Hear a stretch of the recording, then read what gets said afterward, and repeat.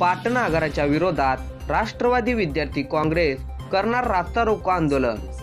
पाटण तालुका राष्ट्रवादी विद्यार्थी काँग्रेस यांच्या वतीने एसटी संदर्भात विविध ठिकाणी पुन्हा एकदा निवेदन देण्यात आले। वेळोवेळी विद्यार्थ्यांना होणारी एसटीची गैरसोय, त्याचबरोबर वेळेत न लागणारी एसटी या संदर्भात राष्ट्रवादी विद्यार्थी काँग्रेसकडे वेळोवेळी तक्रारी येत होत्या। त्या संदर्भात पाटण एसटी आगार तसेच पाटण पोलीस स्टेशन व तहसीलदार साहेब यांच्याकडे निवेदन देण्यात आली।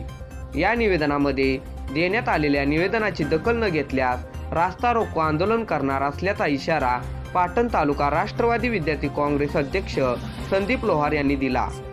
निवेदन देतेवेळी उपस्थित पाटण तालुका राष्ट्रवादी विद्यार्थी काँग्रेस अध्यक्ष संदीप लोहार, इन अध्यक्ष किशोर लोहार, उपाध्यक्ष इश्फाक शेख, अक्षय आठ, सरचिटणीस संदीप ताटे, शुभम शिर्के, कार्याध्यक्ष अविनाश जोरे इत्यादी पाटण तालुका राष्ट्रवादी विद्यार्थी काँग्रेसचे पदाधिकारी तसेच शाळेतील विद्यार्थी उपस्थित होते।